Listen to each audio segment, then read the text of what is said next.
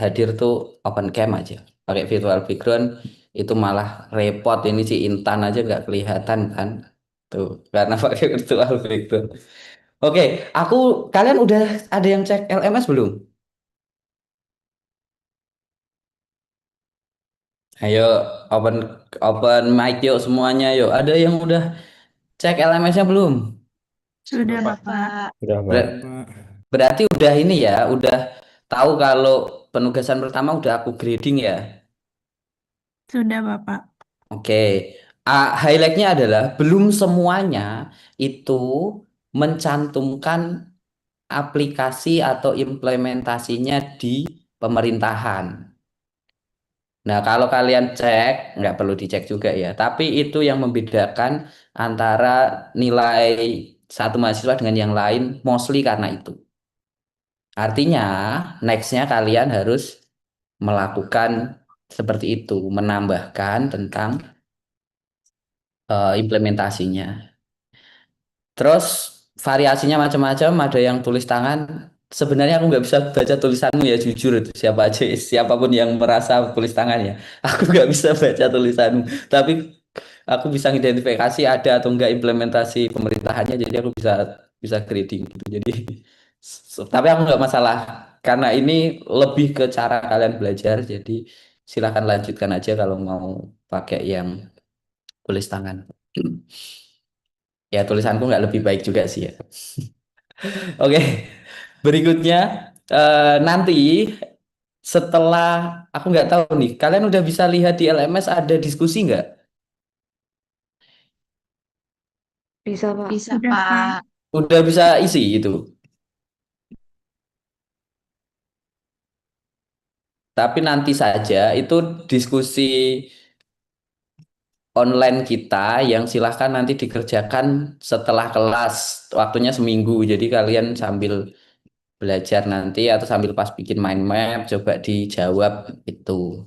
Nggak perlu lagi bertanya terus ini apa yang harus dilakukan Pak? Instruksinya ya cuma di situ aja, udah nggak perlu eh, diinterpretasikan yang sama, masing-masing saja. Itu yang harus kalian lakukan. Nah, untuk pertemuan hari ini, aku akan mulai dulu dengan paparan. Tadi di kelas satunya juga gitu, paparan dulu, nanti dijeda untuk presentasi.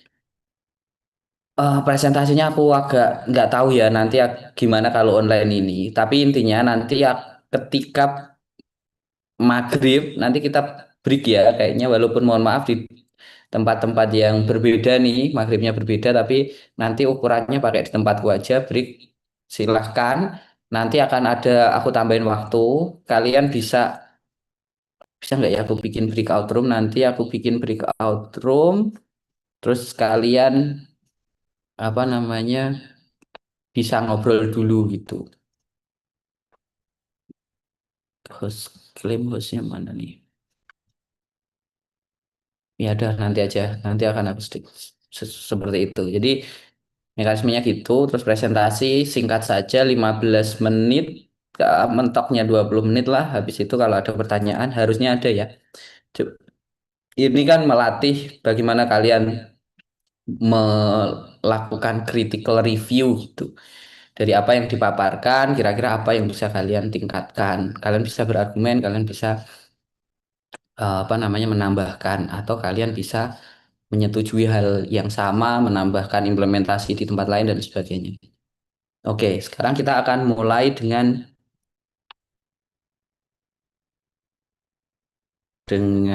paparan. Nah, ini aku pakai whiteboard lagi ya.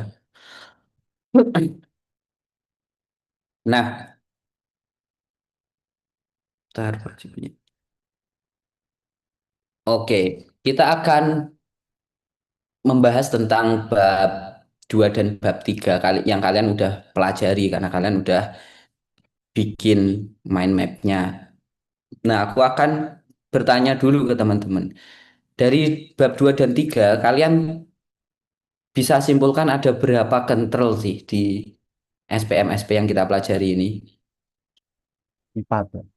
Empat. Empat. Ada yang beda nggak? Empat semua.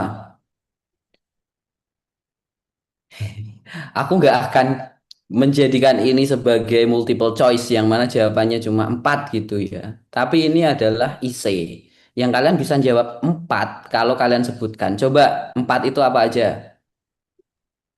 Result control, Yuk, action control, kemudian personal control sama cultural control. ya itu ada empat. Kalau aku ngomong tiga, kalian bisa nyebutin nggak? Tiga itu apa? Bisa. Berarti yang eh, personal control sama cultural controlnya dianggap satu kesatuan. Jadi apa? Tiganya itu apa, Lut? Personal and cultural control. Apa? Yang pertama result control, yang kedua Oke. action control, yang ketiga personal and cultural control. Bener technically, tapi kamu kan tinggal nambah dan aja itu ya. Kan ada istilahnya. Ayo, siapa yang Lutfi tahu atau yang lain bisa nambahkan? Apa namanya? Kalau didankan itu namanya apa?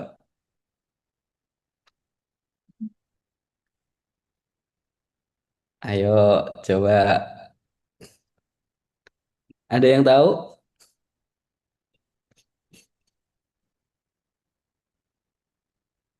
Klem. Ayo Klem, kamu terketawa terlihat tahu sih.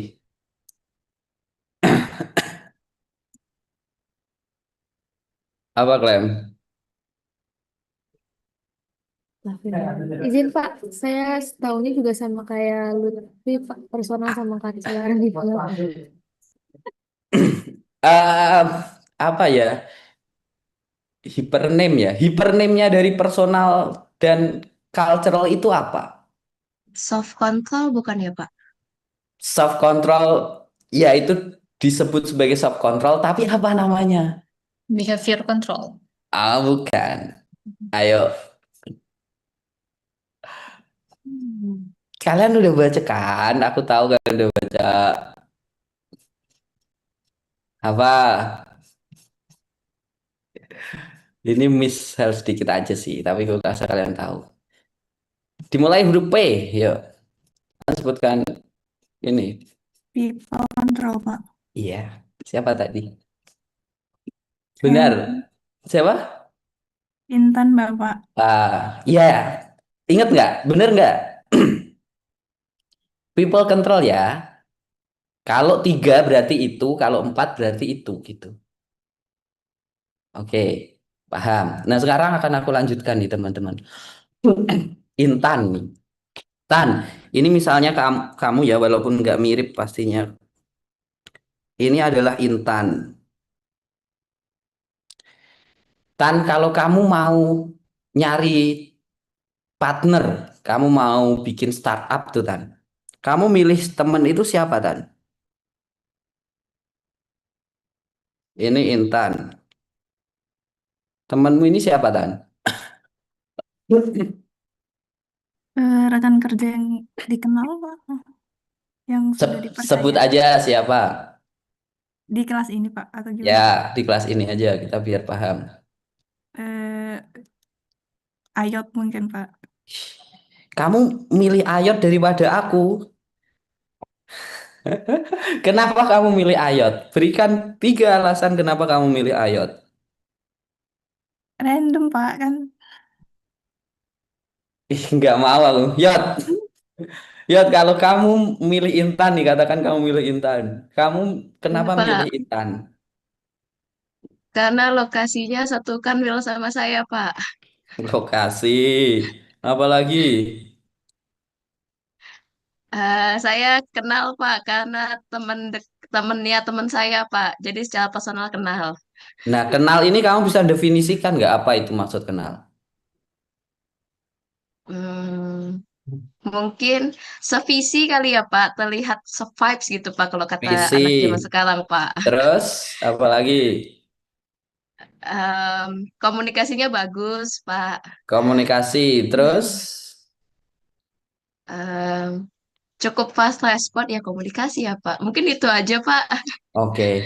Coba kaitkan dengan yang kita pelajari. Dalam konteks sistem pengendalian manajemen, kenapa seseorang memilih seseorang? Ada yang jawab? Ini menurutku udah sesuai nih, visi. Komunikasi. Memiliki tujuan yang sama, Pak. Iya, tujuan yang sama. Kan kemarin masalahnya adalah apa? Lack of direction kan. Berarti kalau punya tujuan yang sama, itu bisa jadi alasan pertama. Berikutnya. Ya Allah, aku lupa nggak mau bilang. Berikutnya apa? Kompeten, Pak. Motivasi. Kompeten, kompeten, oke, kompeten di sini jadi punya kompetensi ya. Ini salah satunya komunikasi, kompeten. Terus tadi ada yang bilang motivasi. Kan ini ya, masalah di control itu adalah ini nih. Kalau kalian nemu orang yang punya visi atau tujuan sama, motivasi dan punya kompetensi yang sama, ya udah kalian bisa jadiin partner. Tapi teman-teman, orang itu kan bukan seperti yang kita lihat saja kan.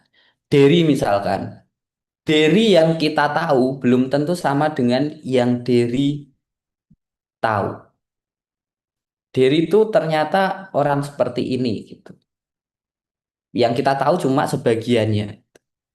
Untuk memastikan itu, ketika kalian sudah berpartner dengan seseorang itu, apa yang kalian lakukan?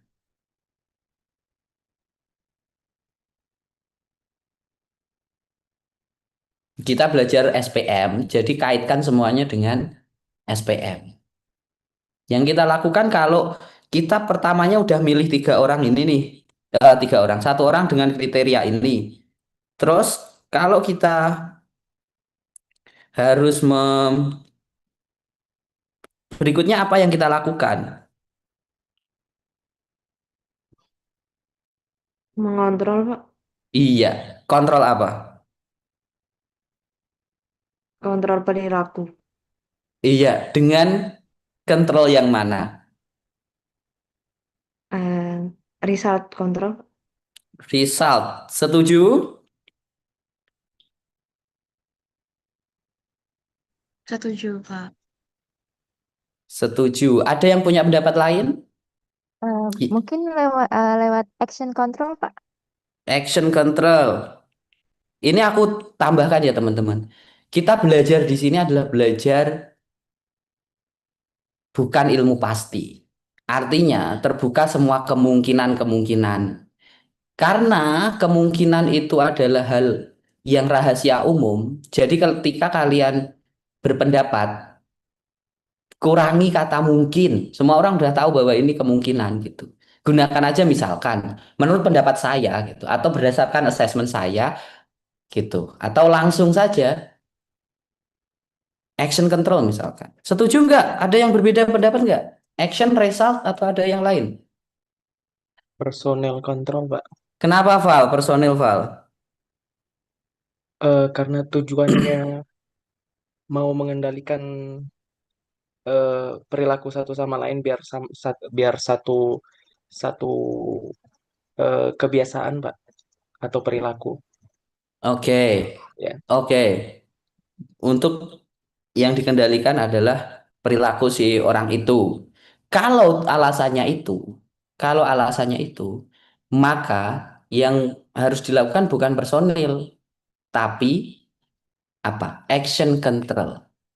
Makanya action control disebut sebagai direct control karena dia mengendalikan perilaku, action yang dikendalikan. Maka disebutnya direct control. Tapi kalau personal control berarti alasannya yang lain, Val. Arah pertanyaanku adalah bahwa yang harus dilakukan pertama kali adalah tidak hanya personal ya, tapi people control, cultural and personal control. Kenapa? Buat menyamakan nilai, Pak. Mungkin, maaf Pak, nggak jadi pakai mungkin. Ya, Karena biasanya kalau misalnya memilih partner, misalnya saya sendiri itu lebih cenderung memilih yang mungkin punya nilai kehidupan atau nilai sosial yang sama. Jadi dari situ mau capai ke tujuan itu lebih gampang, Pak. Sama sekalian bisa kalau misalnya nyeleweng kan bisa, lu nyeleweng nih harusnya gini gitu. Jadi kayak lebih enak mungkin Pak komunikasinya. Nggak jadi pakai mungkin, maaf Pak. nggak apa-apa. saling mengingatkan aja. Ya, beberapa alasan yang disebutkan tadi udah sesuai gitu ya. Karena bayangkan ketika kalian tahu Sergey Brin sama Larry Page nggak? CEO Google, Pak. Sekarang kayaknya Founder udah, Google, Pak. ya dia founder ya, co-foundernya. Kalau sekarang kayak CEO-nya udah bukan itu deh. Em, Mereka lah founder dari Google. Ketika mereka berdua, si Sergey sama Larry Page itu bikin dari garasi yang ada di California gitu. Mereka memastikan dulu bahwa mereka berdua ini bisa melakukan, ini pentingnya personal control adalah self monitoring sama mutual monitoring gitu. Jadi mereka bisa, aku yakin nih bahwa aku bisa, ini tadi kan kita assessment pertama ini sesuai. Assessment berikutnya adalah memastikan bahwa ini tetap konsisten dengan cara monitoring. Makanya personal control, kalian yakin bahwa kalian bisa saling self monitoring. Aku bisa disiplin, temanku si Ayot juga gitu. Itu satu. Dan kalian bisa mutual. Nah, ini nih bedanya ya, personel ini dia untuk self monitoring, kemudian cultural ini untuk mutual, saling mengendalikan, saling memonitor kalau ada yang salah, saling mengingatkan. Itulah fungsi dari personal dan cultural control ini, yang merupakan kontrol pertama yang diperlukan ketika organisasi masih kecil, organisasi yang bertumbuh. Selain karena itu ya simple, belum ada dana gitu, sumber daya yang terbatas, mau fokus ke SOP dan sebagainya belum bisa ya, semua-muanya ya dua orang itu, action sama resultnya nanti saja. Dari yang kalian pelajari, kalian udah baca kan, personal control itu ada apa aja, yo? Ada selection Oke, and placement ya, satu tuh pakai. Ada oke. training Terus sama job design. job design, apa lagi? Job Training. apa? Training. Training. Kalau aku typo-typo ya udahlah, yang penting kalian paham ya. Nih ada 3, job design dan provision of resource ya, jadi penyediaan resource-nya juga. Nah, kita bahas satu persatu nih. Selection and placement nih tadi nih, ketika Ayot dipilih sama Intan gitu ya. Nah, ketika kita melakukan seleksi dan placement, tentu kita memastikan bahwa orang-orang itu ini tadi kan punya kompetensi ini. Makanya ketika ada lowongan pekerjaan itu syaratnya kan banyak tuh. Berpenampilan menarik, bisa Excel, bisa Canva, bisa di video editor dan semuanya, bisa tampil live shopping gitu ya. Ini mau rekrutmen apa gitu. Tapi itu yang terjadi. Itu kan sebenarnya memastikan bahwa orang yang ada tadi memiliki hal-hal tersebut.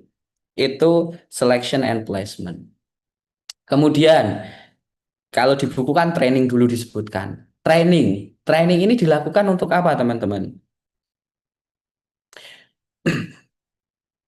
Kayak kalian lah, kalian ikut pelatihan mulai dari latsar dan sebagainya. Ya, pada dasarnya yang memastikan hal-hal tadi, tapi untuk secara umum untuk menyesuaikan kompetensi kalian dengan yang dibutuhkan sama organisasi untuk menginlinekan tujuan organisasi dengan interest kalian. Makanya dibekali itu untuk mengatasi masalah-masalah tadi. Job design juga gitu. Kalau ada orang yang punya kompetensi tertentu tapi nggak perform, job design. Oh, kayaknya si Ayot nih nggak cocok nih kalau kerja yang basah-basah gitu. Dia kerja yang content creator aja di depan kamera misalkan. Atau si Intan lebih memilih yang dia suka data, oh dia analisnya gitu. Job design itu yang menjadi hal pertama dilakukan. Karena control itu dilakukan untuk mengatasi permasalahan yang ada 3 tadi, maka kita coba nih, kita petakan. Selection and placement itu tuh bisa mengatasi masalah apa, teman-teman? kompatibilitasnya Pak dengan perusahaan. Apa? Masalah apa? Masalah kompatibilitas dan capability yang dibutuhkan oleh organisasi. Oke, aku nggak akan menyalahkan juga. Namun, gimana kalau kita kerangkakan di SPMSP? Karena control itu menyelesaikan masalah, control problem, yang mana ada 3 itu. LD, apa LD? Lack of direction, Pak. Ya, nah itu. Kalau selection and placement itu bisa menyelesaikan masalah mana, teman-teman? Tiganya. Ketiganya, Pak. Ketiga-tiganya ya, dia bisa lack of direction, makanya dipilih nih. Yang, oh direksinya udah sama, kita pilih. Motivasinya dicek nih, ada koruptor nggak nih? Kemudian personal limitation, oh cari yang lain aja kalau memang itu. Kalau training itu bisa mengatasi masalah mana, teman-teman? Yang Self direction monitoring. sama yang Personal limited limitation, Pak. Personal limitation bisa. Terus direction. Direction. Direction. lack of direction bisa. Itu aja? Iya. Kalau kita mengacu di merchant, dia cuma 2 ini memang ya. Tapi kalau yang aku pahami sebenarnya, karena training itu adalah kombinasi dari 3 hal kalau teman-teman tahu. Yaitu adalah knowledge, KSA ya, knowledge, skill, sama attitude. Pengetahuan, keterampilan, dan juga sikap gitu. Nah, orang yang dianggap kompeten itu adalah orang-orang yang punya 3 hal ini gitu. Sehingga aku punya pendapat lain ketika training dianggap cuma bisa personal limitation sama lack of direction. Menurutku si training itu juga bisa meningkatkan motivasi orang. Nah, gitu ya. Ini dalam ranah ini kita bisa berbeda dan itu nggak masalah. Karena apa? Inilah dunia akademik, teman-teman. Dunia akademik itu adalah di mana kita punya ruang untuk berpikir berargumen. Seorang akademisi itu punya ruang untuk men-challenge, mempertanyakan, dan meningkatkan itu. Karena kita, kalau kalian tahu, itu istilahnya tuh kayak berdiri di pundak. Udah banyak orang yang membahas, tapi ada ruang untuk melakukan perbaikan atau pendapat yang berbeda gitu. Nah, menariknya kalian ini adalah PNS yang sedang masuk ke dunia akademisi secara bersamaan, di mana di PNS itu cenderung disposisi gitu ya, ruang untuk bertanya lebih sedikit, walaupun kurasa banyak teman-teman kantor sekarang yang sudah memberikan ruang itu. Sementara di kampus itu kalian diajak untuk thinking gitu, bertanya juga, mempertanyakan. Oke, berikutnya kalau job design itu bisa mengatasi masalah mana, teman-teman? Lack of direction. Lack of direction. Motivation. Motivation bisa nggak? Bisa, Pak. Personal limitation Bisa juga, Pak. bisa. Berikan alasan bagaimana job design itu bisa menambahkan mengatasi personal limitation. Karena job design itu menyesuaikan dengan kemampuan dan kapasitas si pegawai, Pak. Dan Mm-mm. juga job design ini dengan adanya job design bisa kayak memberikan informasi atau apa alat yang dibutuhkan untuk melakukan pekerjaan itu, Pak. Betul sekali. Sekarang berikan alasan kondisi seperti apa yang bisa membuat job design ini mengatasi masalah lack of direction. Tugas yang jelas, Pak. Memberikan tugas yang jelas. Memberikan tugas yang jelas. Seperti apa nih contohnya? Karena ini kan konteksnya job desainnya ya. Jadi dengan adanya job design itu tugas yang diberikan jelas, terstruktur dan tidak ambigu, Pak. Tidak pokoknya jelas, Pak. Tidak ambigu. Nah, masalahnya posisi sekarang kita ini kan di personel atau people ya, di people control. Kalau tugas yang jelas itu kan ranahnya di action control. Ya, Berarti menentukan tanggung jawab, Pak. Tanggung jawab si pegawai apa aja. kalau tanggung jawab itu arahnya di result control. Enggak, aku mempertanyakan ini karena kalau by teori di bukunya itu cuma mengcover job design itu hanya mengcover masalah personal limitation. Seperti yang aku lakukan tadi, ada ruang untuk berbeda, makanya aku memunculkan hijau di sini. Nah, sekarang aku mengajak kalian untuk kalau kalian mau di sini juga dicentang, kasih alasannya, gitu. Konteksnya gitu ya, teman-teman. Karena kalau secara ininya cuma yang di personal limitation. Putrajaya atau yang lain menambahkan silakan. Apakah kalian setuju job design itu cuma di personal limitation atau menurut kalian dia juga bisa menumbuhkan hal yang lain? Mau Menurut menambah. saya, Pak, Ara ya? iya, Iya, Ra. Pak. Menurut saya, Pak, job design juga bisa menumbuhkan motivation dan lack of direction. Kalau di Hmm. motivation seperti tadi contoh Bapak, misalnya contohnya ada pegawai yang dia sebenarnya lebih suka mungkin bersosialisasi dengan orang, tapi dia mungkin kerjanya tapi dia bekerja di back office. Jadi saat dia adakan job design dan dia bekerja, mungkin kalau di pajak mungkin jadi di helpdesk atau TPT, Pak, dia bisa lebih perform. Nah itu karena dia ditempatkan di pekerjaan yang memang dia lebih sukai, jadi motivasinya untuk bekerja itu naik dan uh, meningkatkan performa atau kinerjanya. Dan kalau di lack of direction, ini ada kan bagian humas ya Pak. Ada yang orang memang suka punya passion di bidang konten atau dan sebagainya saat dia sebelumnya di bagian lain, terus di dalam job design dia dipindahkan ke bagian humas, dia kan sudah ada SOP-nya dan lain-lain, tapi dia lebih mengerti caranya untuk menjalankan SOP dan SOP itu gitu Pak. Jadi lebih punya tujuan yang jelas dalam menjalankan SOP itu Pak. Menurut Oke, saya. makasih ya Raya.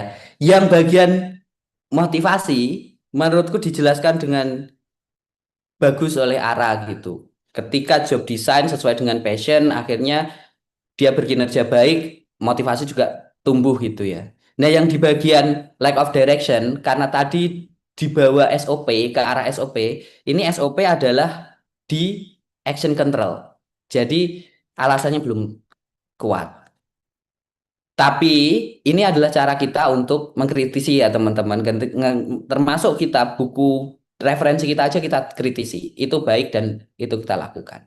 Ya, kalau kalian nanti teman-teman sudah mendapatkan reason yang kuat untuk lack of direction, itu silahkan nanti bisa disampaikan. Makanya teman-teman nanti di kuisnya itu aku nggak suka dengan kuis multiple choice, tapi lebih ke IC karena memberikan kalian ruang untuk seperti ini. Kita bukan mencari jawaban A, B, C, D, tapi mengapa?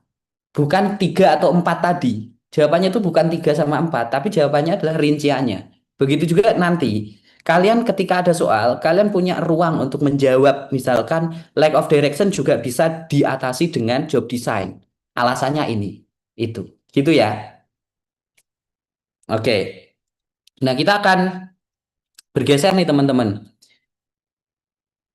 Di personal control itu yang terjadi. Contohnya seperti ini, itu bisa mengatasi masalah itu. Kemudian eh, bagaimana memastikan bahwa personal control ini juga bisa menjadi gini, aku redesign. Bagaimana bisa kita memastikan control ini kalau kita cuma bergantung pada self monitoring, yang mana personal control? Jawabannya adalah ya kita tidak bisa, makanya kita membutuhkan yang namanya cultural control. Tidak hanya self monitoring, tapi juga mutual monitoring. Nah, kalau cultural control itu ada apa aja? Ada yang bisa menyebutkan? Cultural control. Ya, yang pertama apa? Ham?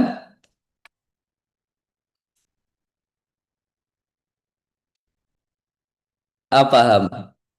Apa? Codes of conduct. Apa sih codes of conduct? Kita ada nggak di nggak semua di Kemenkyu, tapi di Kemenkyu ada nggak? Soalnya begini bro Ada, ini. Pak. Jangan coy. Kode etik. Respect. Kode Di etik. situ yang datang orang itu natural. Ilham ini ngapain nih? Kasar nian coy yang gitu-gitu. Aku mute dulu ya. Iya. Nggak bisa nge-mute juga aku karena belum klaim host. Soalnya Kamu kan ngapain Ham? bocor. Masuk ke trapper, masuk kemana? Laju coy itu. Iya. Ki minta tolong dihubungin Ilhamnya ya. Tuh nggak akor dengan Fitra, mantap. Tapi lucu-lucuan aja. Code of conduct ya tentang kode etik. Tapi kalau lagi dia ngomongin Oke. apa? Nah, itu udah lagi. Udah Terus pening gitu kan. berikutnya Iya. apa lagi? Biarlah. Mutasi. Antar Mutasi. bukan punya aku gitu. Ini ada nih mutasi, internal mutasi itu ya. Aman berarti. Mutasi apa lagi? Reward. Penghargaan. Oke. Itu tuh kenapa? Group Boy? based Apa namanya? reward. Terlalu kasar gitu. Ini tadi yang bilang penghargaan, hati-hati karena penghargaan itu ada di Kemudian suaranya keras, kedengaran sama masing-masing seluruh manusia di umum. control nih. Apa yang Jadi disampaikan? Oh, bukan bahaya. kalau Marah aduh. Ngejar apa kaki? kalau cuma reward nanti akan bingung. Panggil aku dari tadi. Gitu ya. Ah, lagi sih 150 tadi. Oke, ada lagi nggak selain codes of conduct, mutasi, group based reward? Apa lagi? Peer pressure, Pak. Apa? Peer pressure? Iya, Pak. Pengamanan fisik. Ini kita ngomong cultural control nih, guys. Ada top. Tone of the top. Ini, Pak Dudes. Ilham. Ada lagi? Apakah masih on cam? Masih Ilham? Physical arrangement, Pak. Masih Ilham sudah terputus. Physical arrangement. Sosial. Sosial apa? Boleh sebutkan? Masih Ilham tidak hadir hari ini ya. Social arrangement, Pak. Anjing, lalu nian cuy. Social arrangement. Nasi hitam. Nanti. Iya. Nanti putih banyak. Ada kode hostnya. Bentar. Kamu. Bentar. Aku sebutkan ya. Ngisi dewe dia, Pak. Wah ini nih. Makanya itu ya aku nggak bisa. Nanti kita bahas juga masalah measurement. Ini apa namanya? Host key-nya adalah 125 Ini pada muncul dia, Pak. 863. Pak, maaf, Pak. Nah, kita sidang dulu kali ya. Jadi Ya. apa yang terjadi, Ham? Enggak, Pak, ini Pak, tadi kan saya ini Pak mau pulang Pak. Pulang ini biasanya rombongan Pak, travel. Jadi siap-siap Pak.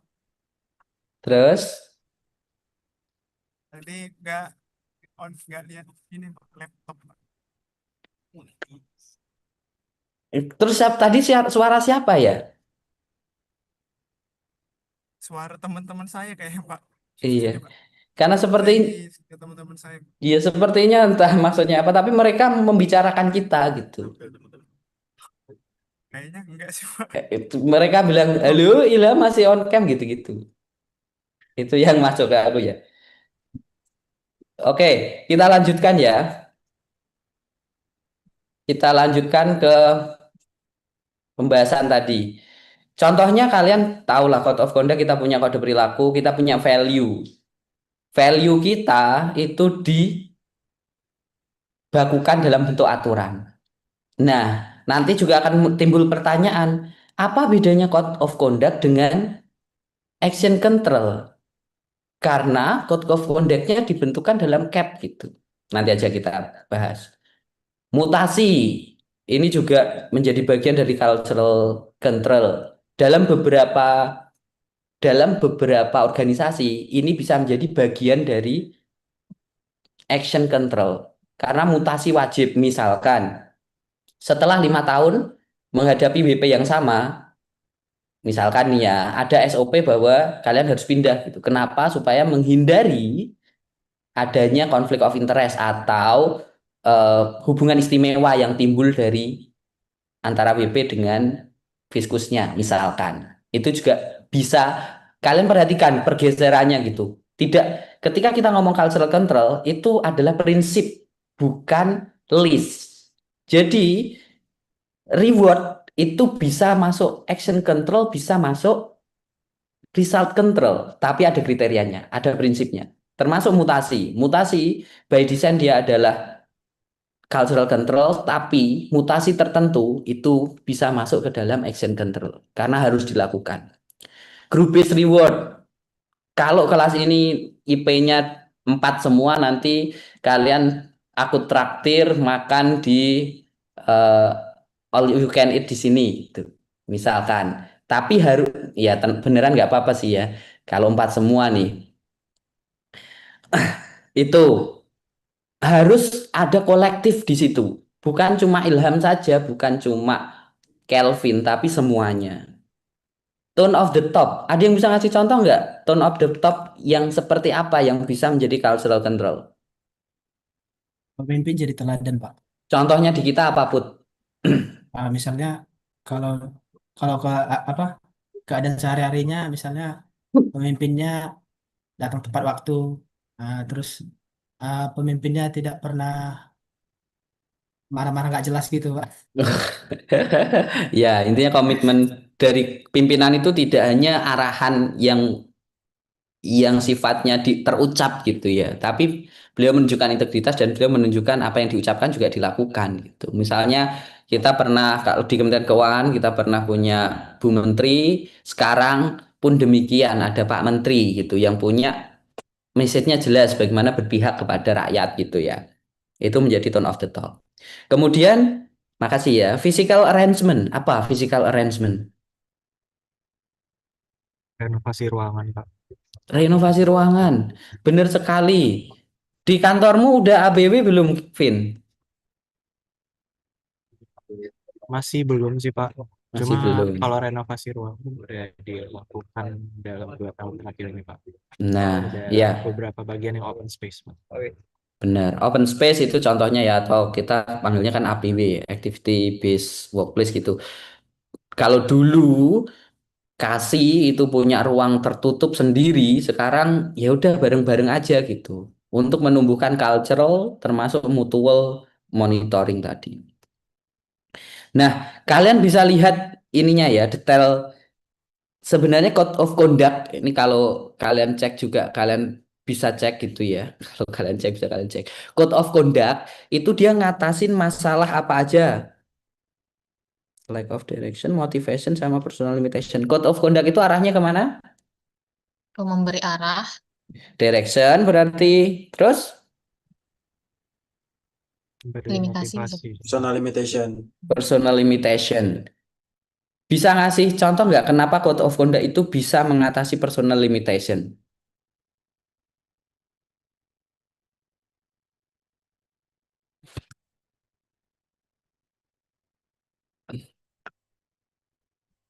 Gimana kira-kira?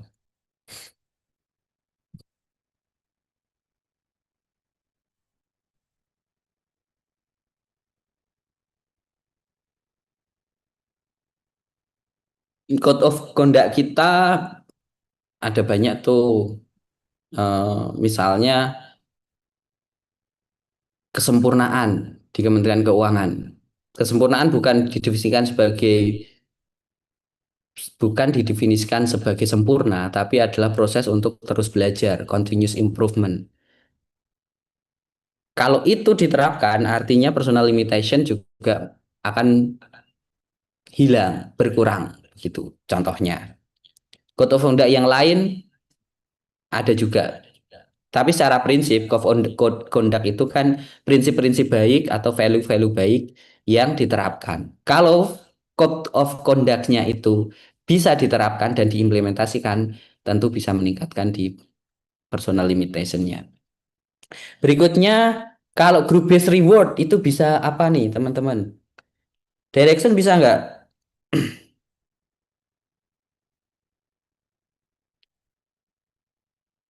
Bisa kata Clement. Kata Clem. Apalagi Motivasi, Pak. motivasi bisa. Reward itu erat kaitannya dengan motivasi, tapi motivasi ekstrinsik ya teman-teman. Jadi kalau ada kata reward, most likely motivation itu akan dicentang. Group based juga bisa mengatasi masalah personal limitation. Bisa di kalian berikan ini enggak? Reasoning why group based itu bisa meningkatkan personal limitation. Bukan meningkatkan personal limitation, maaf. Mengatasi personal limitation. Izin Pak, Yuk. kalau menurut saya bisa mengatasi personal limitation karena dalam grup itu kan kita pasti bisa berdiskusi tuh ya Pak. Nah, jadi ada transfer of knowledge tuh di antara saling anggotanya itu. Nah, jadi di situ mungkin ada teman yang lebih jago dan ada teman yang masih berusaha memahami. Nah, itu bisa saling menolong dan saling bantu yang pada akhirnya membantu si yang merasa kurang mampu ini menjadi lebih bisa gitu Pak. Oke, Menurut jawaban saya seperti itu. setuju. Jawabannya Ayat udah mewakili. Ada yang nambahin nggak? Kalau Saya mau dalam, nambahin Pak, ya silakan Ata. grup apa namanya? Oh ya, group based reward itu menurut saya selain dia ada transfer knowledge, menurut saya juga ada sense of accomplishment-nya di masing-masing peer itu. Jadi kayak ada peer pressure-nya gitu. Jadi kayak misalnya eh, oh ini aku udah dapat segini, B gitu. Oh dia udah dapat segitu oh ternyata caranya begitu. Aku harus lebih lebih lagi gitu. Nah, jadi ada kayak peer pressure-nya, ada tolok ukurnya, pembandingnya kalau misalnya dia tuh oh misal saya tuh bisa loh gitu. Nah, di situ dia harus meningkatkan yang namanya personal knowledge sama personal abilities dan capabilities-nya sehingga meningkatkan kontrol personal limitation-nya. Oke, oke. Ini tadi yang dimaksud peer pressure tadi ya. Oke, bisa diterima penjelasannya begitu. Intinya adalah secara kolektif itu bertumbuh bersama gitu ya untuk mencapai rewardnya. Tujuannya sama, motivasinya akhirnya terbantu dengan itu. Yang lain nih teman-teman, ruang ini sama kayak sebelumnya bisa kalian isi juga, tapi diisi dengan argumentasi ya. Tuh. Kalau di bukunya cuma sampai di sini. Oke, sekarang tadi disebutkan bahwa personel dan cultural atau yang disebut people control ini adalah bentuk control yang seperti apa? Tadi udah disebutkan belum ya? Kalau action learning itu adalah direct control karena perilakunya yang dikontrol dan itu tujuan dari kontrolnya gitu.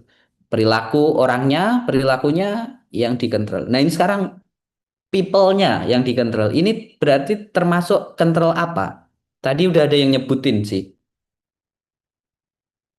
Self control. Ya, ini termasuk self control. Nah, karena ini self control teman-teman, menurut teman-teman, apa yang bisa kita identifikasi sebagai kelemahan dari kontrol ini? Atau jangan-jangan tidak ada kelemahannya?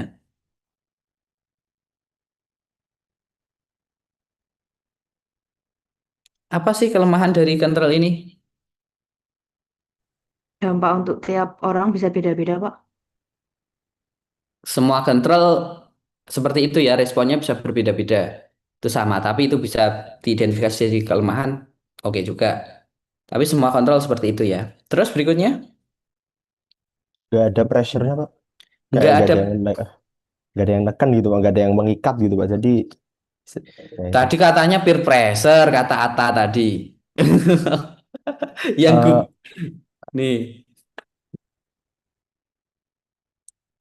eh, mengikat di sini mungkin bukan kayak gitu ya, Pak. Mungkin jatuhnya Mm-mm. kayak nggak ada konsekuensinya gitu, Pak. Maksudnya dalam artian Mm. kalau misalnya yang terkait dengan peer pressure itu kan jatuhnya kita kayak menumbuhkan motivasi untuk tumbuh ya. Maksudnya itu Mm-mm. kan dalam diri sendiri. Cuman kalau dalam eksternalnya gitu kayak nggak ada yang mengikat gitu Pak. Jadi kayak mungkin ada juga yang orang ini misalnya walaupun udah ada kode etik, misalnya udah ada reward tuh ya ya udah biasa aja gitu selama nggak ada ancaman atau nggak ada pihak lain yang mengekang dia untuk melakukan itu ya ya kayak gitu Pak. Makasih ya, Bik. Tapi poinmu aku bisa tangkap sih ya. Kalau ini tuh nggak ada kayak konsekuensi logisnya tuh nggak ada gitu ya. Walaupun di beberapa orang respon ketika diberikan kebebasan itu malah lebih bagus gitu. Kalau kita lihat by data yang sekarang Gen Z itu konon by data kok konon gitu ya. Lebih suka lingkungan kerja yang nggak toksik, yang memberikan keleluasaan. Itu lebih memotivasi bahkan dibandingkan dengan rewardnya itu sendiri begitu. Jadi kalau tadi arahnya adalah di pressure, aku tidak akan jadikan masukan di list pembahasan ini sebagai kelemahan. Kira-kira apa yang bisa menjadi kelemahan?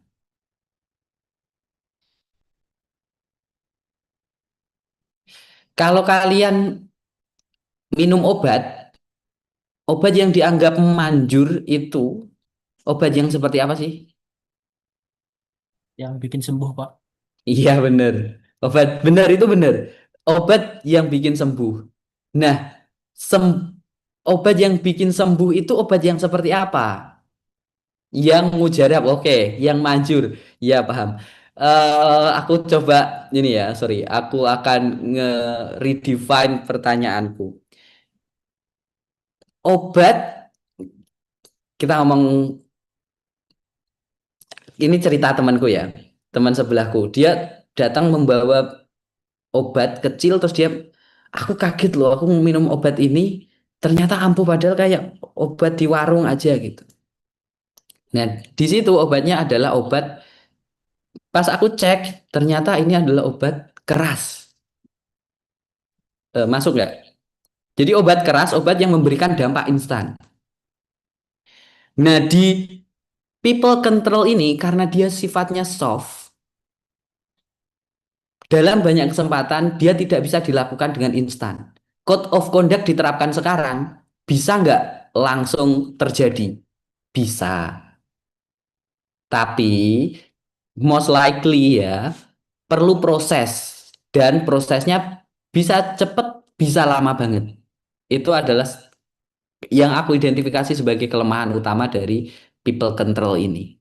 Dengan sifatnya yang soft tadi, untuk efektivitasnya menjadi sangat tergantung dengan waktu, dengan proses implementasinya.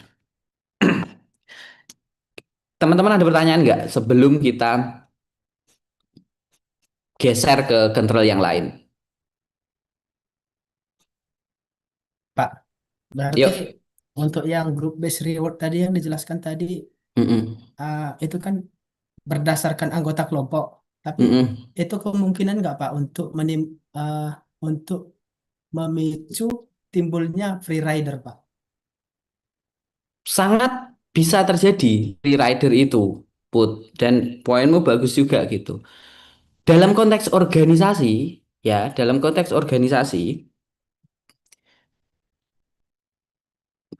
kalau kita ngomong organisasinya, dia akan tercapai tujuannya, clear, ya kan? Dalam konteks organisasi, ketika suatu tim itu berkinerja, maka tujuan organisasi juga tercapai. Itu clear. Terus kemudian bagaimana untuk mengatasi free rider? Itulah peran dari cultural control itu sendiri, Put. Karena kita bahas tadi, cultural control itu adalah sifatnya mutual monitoring gitu.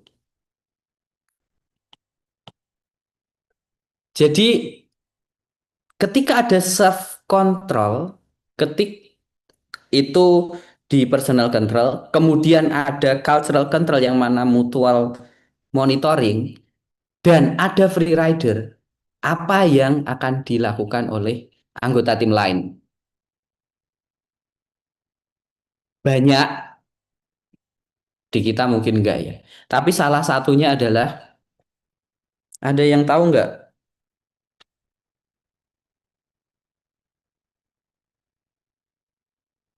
Ada yang tahu ini enggak? Jelek kali ini. Apa ini? Riam apa? Fluid, Pak. Iya bener. Itu. Makasih ya jawabannya peluit. Ada yang tahu istilah peniup peluit nggak? Whistleblower. Iya bener. Makasih Zah.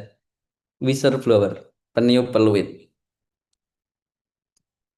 Itulah salah satu peran cultural control. Kalaupun ada free rider, ruang untuk meniupkan peluitnya itu ada. Gitu Put. Oke, Pak. Terima kasih, Pak. Ya, meriam. Oke, kita geser ya. Pak, Yuk, ada pertanyaan boleh, Tak? ini Pak mau menjelaskan yang tadi Pak, job design and provision itu Oke, bisa meningkatkan lack of apa namanya, ini ya. control lack of direction. Ini Ya, mungkin ini. ya, ini benar atau enggak judgement Bapak. Oke. Tapi ini pakai pengalaman pribadi sih Pak. Ya, Jadi saya itu ada yang namanya penugasan untuk pembuatan laporan ETPD, elektronifikasi transaksi pemerintah daerah. Nah, mm-mm.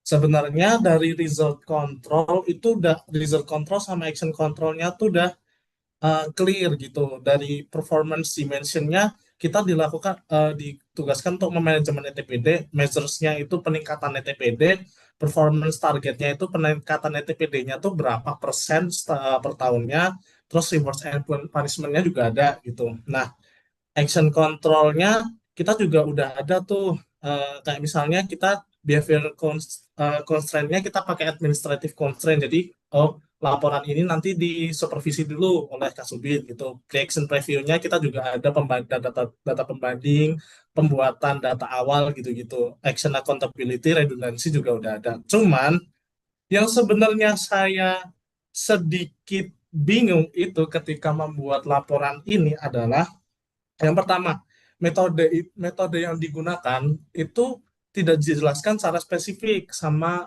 Kasubit saya. Jadi kayak misalnya, eh, jadi sebelum ini saya tuh ngerjain ini tuh kan pakai apa namanya laporan sebelumnya. Nah, saya tanyakan, Pak, laporan ini pakai metode apa, bikinnya apa, terus bagaimana. Nah, itu kurang dijelaskan dalam hal itu. Kita jadi sering cekcok nih, Pak. Kayak misalnya, eh, ini lah kok ini kok turun gitu lah, tapi ini berdasarkan penggunaan metode gini-gini, udah bener segini Pak, lah tapi ini begini-gini. Nah itu Pak, yang pertama metodenya tuh nggak dijelaskan tuh Pak, metode pembuatan laporannya. Terus habis itu meskipun terdapat redundansi, tapi 2 tahun terakhir ini porosnya tetap ada di saya harus melakukan pelaporan itu berapa pajak tuh, 8 pajak sama berapa retribusi, 20 retribusi gitu kan. Yang ketiga adalah, nah tadi kan udah ada pre-action preview-nya itu udah ada datanya, cuman ada data yang kurang juga. Jadi saya kurang disediakan alat dan medianya untuk bikin laporan itu gitu Pak. Jadi di situ saya jadi bingung aja sih Pak, ini gimana caranya saya mau bikin laporan kalau misalnya ketiga metode itu, ketiga alasan itu nggak terpenuhi gitu sih Pak, dari teknik, redundansi yang mungkin porosnya kebanyakan di saya, sama alat dan media sama bahannya itu menurut saya juga masih kurang. Jadi saya malah bikin database sendiri akhirnya gitu Pak. Aduh, aku agak nggak nangkep, maaf ya Tak ya. Tapi dari apa yang kamu jelaskan tadi, barangkali ketika kita ngedefine antara personal limitation dengan lack of direction, itu ada irisan dan ada percampuran begitu. Jadi, apakah ini lack of direction apa personal limitation begitu? Kalau kita ngomongnya adalah aku nggak tahu harus apa, sama aku nggak bisa melakukan ini, itu mendefine tuh sebenarnya. Kalau aku nggak tahu cara melakukan ini, berarti di personal limitation-nya. Tapi kalau arahnya adalah, duh ngapain ya ini? Itu adalah lack of direction-nya gitu. Nah itu saling mix kadang dan ada irisannya. Nah nanti kalau kamu bisa klarifikasi, kita alihkan ke diskusi nanti ya, ke forum diskusi. Nggak apa-apa tak ya? Siapa? Sip. Geser lagi atau nanti kita bahas lagi. Kita geser dulu di bagian tadi yang tadi dijelaskan banget tuh sama Atta tuh. Tadi Atta nyebut tentang behavior constraint, pre-action review ya, bukan preview ya, pre-action review. Terus action accountability, kemudian juga disebutkan masalah redundancy. Teman-teman tentu juga udah baca itu. Kita coba satu persatu ya. Ketika si Sergey Brin dan Larry Page tadi udah tahu dia melakukan apa, bukan dia melakukan apa, dia punya partner, kemudian punya objektif dan sebagainya, akan ada momen di mana dia tidak bisa menghandle semua kegiatan. Misalnya, ternyata ketika bagi-bagi proposal untuk sponsor Google yang mana gratis itu, banyak yang menghubungi dia nggak bisa handle. Makanya dia butuh orang lain.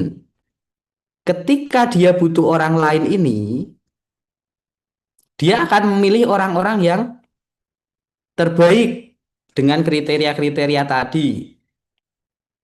Selain itu, dia juga perlu untuk ngasih tahu orang-orang ini mereka harus melakukan apa. Ketika itu terjadi penambahan yang awalnya adalah people control menjadi dibutuhkan juga action control.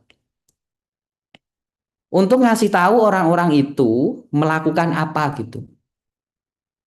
Apa yang harus dilakukan orang-orang ini? Dalam konteksnya Atta tadi disebutkan tuh banyak action controlnya, redundancy dan sebagainya. Ketika sudah tahu apa yang dilakukan, itu bisa dilakukan dengan action control. Action control ada apa aja? Tadi Atta udah menyebutkan behavior constraint. Apa sih behavior constraint itu? Atau contohnya deh. Contohnya di kantor kita apa behavior constraint itu? Locker, Pak. Locker. Boleh. Apalagi tak? Kalau physical constraint ya mungkin locker, safe, terus password, Password. space. Ya, untuk masuk ke ini password. Sekarang juga di digitalnya banyak untuk melakukan behavior constraint. Kalau VPN. ya, kalau administration apa? Itu apa namanya? Bukan delegation sih. Authority, pembatasan authority, limitation authority. Kayak misalnya pembuat keputusannya harus di siapa itu dibatasin. Ya, Staff, ya. kasubit, kabit atau itu dibedain. Terus administratif. Itu sih Pak yang saya tahu. Oke, oke. Jadi ada kewenangan-kewenangan ya, ada segregation of duties-nya. Contoh lainnya misalkan bendahara. Orang yang nerima uang, orang yang nyatat, dan orang yang lapor, itu nggak boleh sama tuh teman-teman. Bayangkan kalau Hamzah nih. Hamzah adalah orang yang nerima duit, orang yang nyatet, orang yang lapor. Apa yang dilakukan oleh Hamzah? Nilep uang. Kalau aku sih nggak itu ya. Menurutku Hamzah ini orang yang baik. Dia nggak akan melakukan hal itu deh. Tapi kalau pas dia butuh bisa jadi gitu ya. Ada potensi itu. Ada motivasi yang bisa timbul dengan kondisi itu. Maka benar yang dibilang Lutfi gitu. Perlu dibedakan behavior constraint. Cepat ngetiknya ya Bung. Gue ngetik apa dia? Korupsi tadi ya. Terus berikutnya. Nah, ini yang juga menarik. Action pre-reaction review dulu lah. Pre-action review. Apa sih pre-action review ini? Sebuah kegiatan itu harus mendapatkan persetujuan dulu, Pak, dari atasan Iya, sebelum dilakukan. proses persetujuan. Makasih, Put. Bisa macam-macam. Misalkan sesederhana ketika kalian bikin konsep ND gitu. Itu akan ada proses berjenjangnya. Atau pengajuan anggaran. Itu berjenjang sekali itu. Di KL, di Pemda, kemudian naik sampai muncul dari APBN gitu ya. itu ada reviewnya. Reviewnya banyak sekali. Ini pre-action review berjenjang. Nah, kemudian kalau action accountability apa?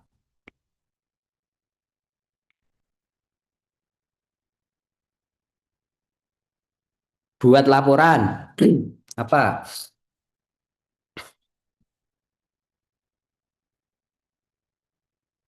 Itu dari Rizky. Ada yang nambahin nggak? Monitoring, Pak, Kenapa, Vi? monitoring dan evaluasi yang rutin. Iya, kalau karena Lutfi udah masuk situ ya, action accountability itu intinya adalah memastikan orang yang ditugaskan ini tadi itu bisa melakukan tugasnya. Caranya dengan apa? Ya pertama kalian harus ngedefine tugasnya apa. Jadi kalian harus tahu tugasnya apa nih. Tahu tugasnya apa. Kalau kalian udah tahu tugasnya, kalian harus sampaikan ke orang-orangnya ini, yaitu adalah komunikasi supaya orangnya tahu. Setelah itu, ini yang dimaksudkan Rizky tadi dan juga Lutfi juga ya. Ada proses trackingnya, baik itu di akhir melalui laporan atau ketika proses berjalan. Ada supervisi di situ. Terus terakhir adalah karena di achieve ada reward di situ. Nah, Pak, tadi katanya reward itu di sini, Pak. Kok ada reward di sini? Ada yang bisa bedain nggak? Apa bedanya reward di people control dan reward di action control ini? Yang di action control atas kinerja individu, Pak. Ya, benar sekali. Makasih, Ra. Apa bedanya lagi reward yang di action control dengan di result control? Karena udah ini kita bahas di sini aja.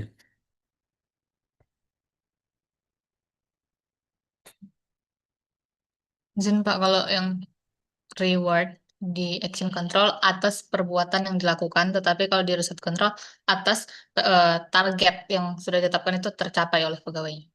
Oke, kalau kamu bisa kasih contoh di kita, di kerjaanmu, di kantormu apa yang dapat reward as result control sama reward yang di action control? Oh, kalau kantor pajak itu kan misalnya ada tindakan penagihan atau tindakan penagihan, ada penyitaan dan lain-lain.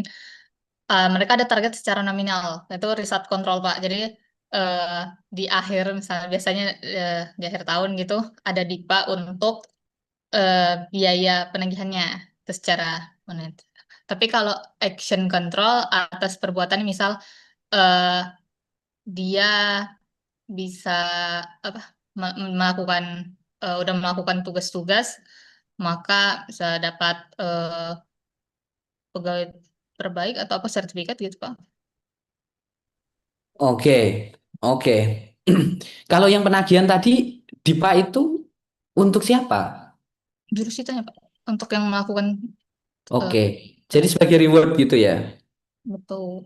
Oke, benar. Berarti kalau memang definisinya seperti itu benar. Yang di action control ini dia bukan pencapaian target, tapi pencapaian standar gitu.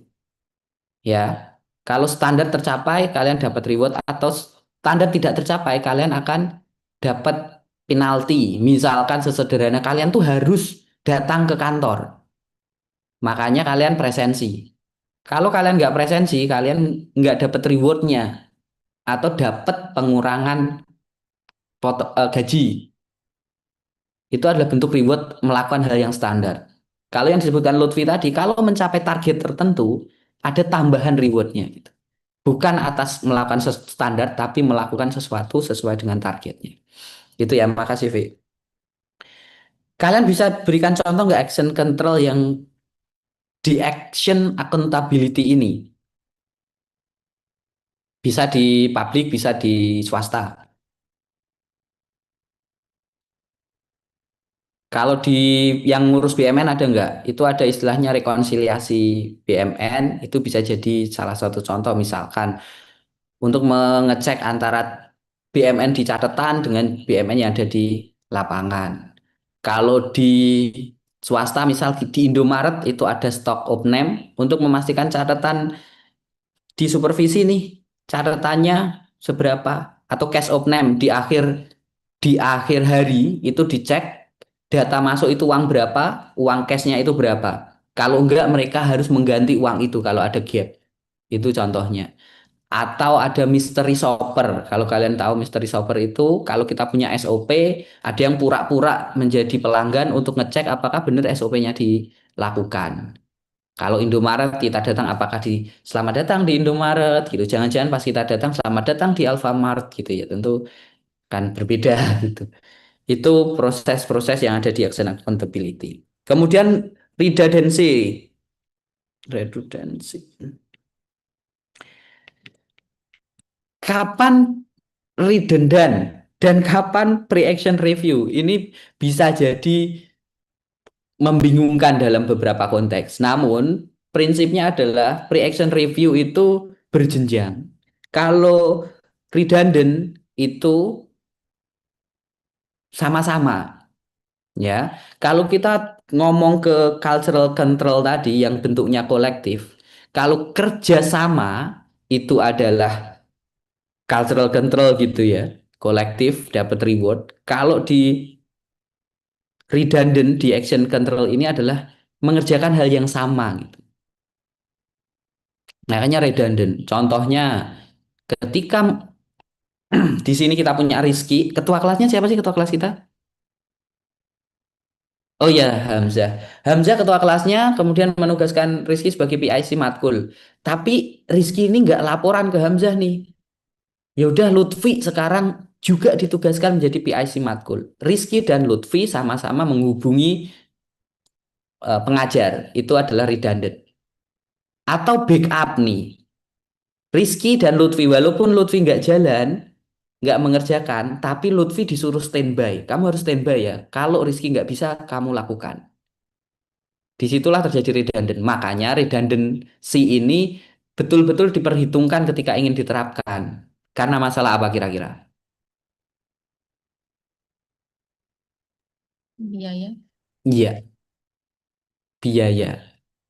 Kalau tumpang tindih memang itu tujuannya. Kalau biaya itu. Karena harus double, resource-nya harus double. Untuk satu tujuan. Tapi resource-nya double. Itu. Nah, menurut teman-teman, supaya action control ini bisa sukses atau efektif, kira-kira apa yang diperlukan teman-teman? Syaratnya apa?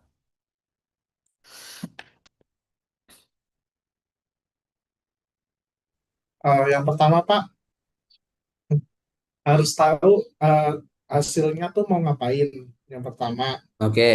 Yang kedua itu ada kemampuan atau ya kemampuan untuk dia tuh aksi yang dilakukan oleh pegawainya tuh dilakukan. Jadi dia tuh bisa memaksa aksi itu gitu.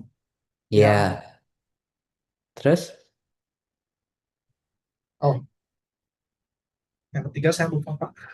Enggak, cuma dua kok. Cuma dua kok, Tak. Cuma dua. Jadi yang pertama kali harus tahu nih, kan kita ngomong aksi ya. Harus tahu aksinya itu apa gitu. Makanya kalau kita di sini 4, itu ya harus tahu bahwa itunya 4. Sorry. Mana kok? Apa habis nih bateraiku? Enggak. Ntar ya. Ah, ini terlalu. Nih, kalian harus tahu aksinya itu 4-4-nya ini. Pertama. Dan selain tahu, aksinya harus bisa dilakukan gitu. Harus terjadi gitu. Kalau aksinya nggak dilakukan, ya kalian nggak tahu. Itu syaratnya. Kemarin ada pertanyaan dari kelas ini. Kontrol itu jadi gimana Pak? Apakah kontrol itu dilakukan sepanjang proses? Yang aku tekankan kemarin adalah kontrol itu harus direncanakan sejak awal. Itu dulu, karena itu menjadi proses prevention atau proaktif kalau kemarin bahasanya ya. Itu harus dilakukan di awal. Nah, action control merupakan salah satu control yang tidak hanya bersifat sebagai prevention, dia juga harus menjadi proses detection. Kemarin kan ada 3 tuh ya.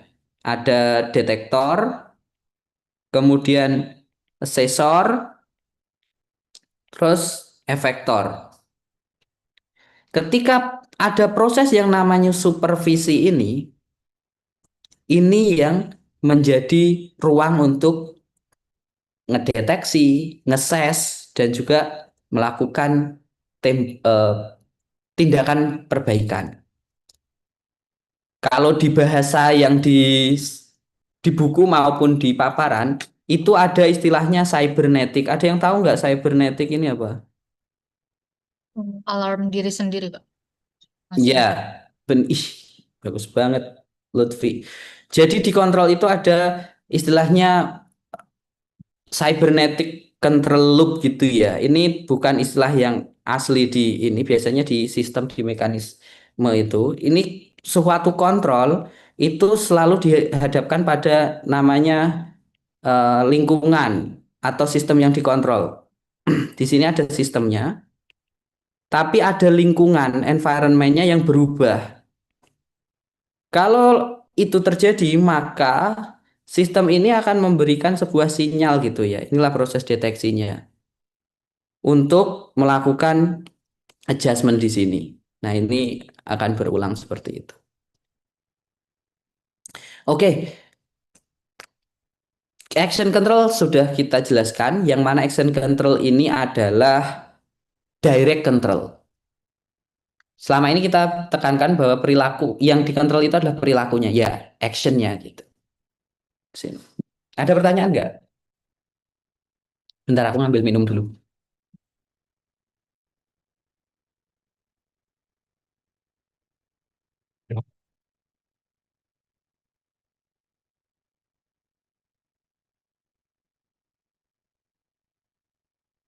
Ada pertanyaan nggak? Bertanya, Pak. Yuk, Ra. Kalau tadi kan redundansi harus dilaksanakan secara hati-hati karena mempertimbangkan biaya, Pak. Sementara kalau kita di sektor publik ini, kalau PNS biasanya kan gajinya kan udah ada aturannya, Pak, gaji itu kayaknya, Pak. Jadi kalau misalnya redundansi dilakukan, kan biayanya nggak nambah, Pak. Tapi mungkin akan menimbulkan masalah yang lain kayak tadi apa tadi, Pak? Ada apa silent silent leader tadi, Pak, gitu, Pak. Free Ada rider. free rider ya, Pak. Terus Mm-mm. ya itu gimana, Pak, untuk Oke, pelaksanaannya di sektor publik? oke.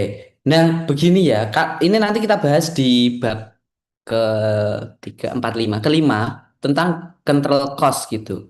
Jadi cost itu bukan cuma financial cost, tapi ada cost-cost yang lain, termasuk misalkan waktu. Ketika menunggu proses, ketika Lutfi harus standby tapi tidak melakukan apapun, itu juga bagian dari cost-nya. Gitu. Jadi kalau arahnya adalah cost-nya tidak hanya finansial. Itu satu. Nah, dua, dampak-dampak lain banyak dari Lutfi. Dia juga bisa merasa boring, ngapain nggak melakukan itu, demotivasi akhirnya. Dari sisi Rizky, dia merasa tidak dipercaya, kenapa harus ada orang lain, dan beberapa alasan lain. Tapi secara umum cost-nya adalah besar karena melakukan satu tujuan atau satu action dengan double resource. Gitu ya, Ra. Silakan, ada pertanyaan lagi nggak?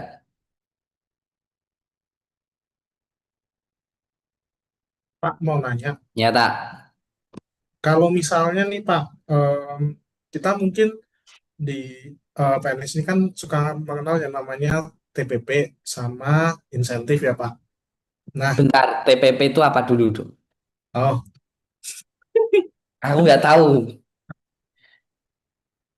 tambahan penghasilan pegawai. Nah, tambahan Oke. penghasilan pegawai itu tuh kan kalau kita pakai pembagian penghasilan itu ada gaji pokok, ada Hmm, TPP, mungkin disebut tukin di beberapa tempat itu. oke. Nah, itu TPP atau tukin itu biasanya dasarnya adalah eh, apa namanya dia udah melakukan SKP-nya tuh udah bener atau belum, misal kayak presensi udah ngisi laporan atau belum, terus habis itu ini SKP-nya kan Pak, TPP. Nah, ada insentif untuk kinerja tambahan, mungkin kayak tadi Lutfi mengenai penagihan. Nah, kalau misalnya di pajak daerah ada namanya insentif pemungut pajak gitu kan. Mm-mm. Nah, itu yang pertanyaan yang saya mau tanyakan pertama, untuk insentif itu tuh dia bakal masuk yang mana ya Pak? Dia bakal masuk yang cultural controls mengenai group based rewards atau result control Pak? Karena kan di situ insentif itu berdasarkan target pajak yang berapa kita terima gitu Pak. Oke. Itu yang pertama. Terus yang kedua ini kasus Pak. Jadi ini Mm-mm. kasus ini tuh saya ambil dari teman saya. Nah, dia itu TPP atau tukinnya tuh dinolin, Pak. Oke. Cuman insentifnya naik, gitu. Insentifnya tetap bukan. Jadi untuk efisiensi TPP-nya dinolin, tapi insentifnya tetap gitu. Karena kan masih ada peraturannya tuh, Pak. Nah, Mm-mm. kayak gitu ternyata menimbulkan namanya free riding, yang mana orang-orang tuh oh ya udah kita nggak usah ngisi SKP deh, kita nggak usah ngisi laporan deh gitu kan. Eh, karena TPP kita nol, buat apa ngisi SKP gitu kan, gitu Mm. Pak. Nah jadi kayak ya udah, jadi ada free riding aja di situ. Selama target pajak tercapai, mereka akan tetap dapat insentif, yang mana sekarang kan pembagian penghasilannya cuma gaji pokok sama insentif aja gitu Pak. Nah, Mm.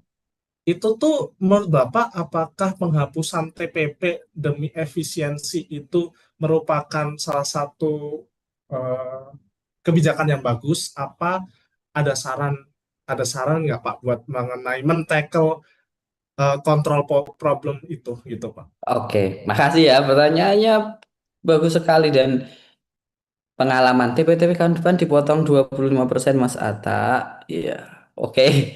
Aku nggak akan bahas TPP-mu ya Put ya. Tapi gini, satu, kalau kita nanya tadi tentang insentif, apakah ini group based, apa ini result control atau artinya people control atau result control? Tentu kita lihat prinsipnya dulu. Tak, apakah ini diberikan kepada satu kelompok, misalkan ini cuma diberikan ke KPP tertentu atau ini cuma dinas tertentu. Karena capaian dinas itu berarti ini adalah group based. Ya, tapi kalau konteksnya adalah individunya yang dikasih, karena individu ini mencapai target, ya berarti ini result control. Gitu. Apakah ini kolektif atau ini individual? Itu adalah garis pemisahnya antara group base sama reward yang di result control. Nah, tapi Pak, jadi kan memang Mm. itu kolektif ya Pak. Akhirnya Mm-mm. in the end of the day kolektif, cuman ada cumannya tuh Pak. Di peraturan menyatakan bahwa kalau misalnya berapa persen yang tercapai, itu yang diisi dari atas dulu tuh Pak. Kepala daerah, wakil kepala daerah, sekda, terus habis itu kepala badan, nah, baru stafnya, baru kita umbi-umbinya nih yang bisa di itu kan. Nah, jadi dan itu pengalinya juga berbeda, Pak. Dasar pengalinya juga berbeda, tergantung berapa gaji pokok setiap orangnya. Misal eh, kita gaji pokoknya segini, yang staf gaji pokok yang kepala badan segini. Jadi itu ada segmentasinya, Pak. Nah, itu tetap masih group base atau gimana, Pak? Kita masuk ke lebih detail ya. Dia dapat insentif, bukan dia, tapi kantor itu dapat insentif ketika apa? Ketika mencapai target pajak tertentu di poin tertentu gitu, Pak. Mencapai target pajak tertentu. Terus ketika tercapai, rewardnya untuk semua nggak? Kita ngomong ke untuk semua dulu nggak? Kalau misalnya tercapai 100% dari target yang direncanakan di tahun sebelumnya, itu semuanya dapat dengan pengali yang berbeda tadi. Oke. Tapi kalau misalnya tidak tercapainya berapa puluh persen, itu yang saya bilang diisinya dari awal, dari atas dulu tuh Pak, baru sampai bawah ke stafnya gitu. Oke. Nah, selama reward itu perhitungan base-nya adalah untuk kolektif, maka itu adalah cultural karena menumbuhkan mutual monitoring tadi. Itu basicnya. Tapi Kalau dalam konteks ini, kepala dinas, Pak Kepala Dinas, targetmu adalah ini. Kamu akan dapat insentif ketika mencapai target ini. Memang benar targetnya diturunkan ke orang-orang ya. Targetnya diturunkan ke orang-orang. Tapi kalau rewardnya ini adalah kepala dinas, karena mencapai itu, maka itu adalah reward atas result control. Kalau Ata ada tuh di bagianmu di bagianmu sebagai Ata itu ada target. Targetmu adalah 700 juta misalkan, dan kamu mencapainya, maka itu adalah result control. Jadi kita harus lihat rewardnya ini atas apa? Atas kinerja individu atau kinerja sebagai kolektif. Kalau dia sebagai kolektif, ya berarti dia reward yang dihitung kolektif tadi adalah cultural control. Tapi please jangan memusingkan tentang definisi. Karena control ini adalah tentang implementasi.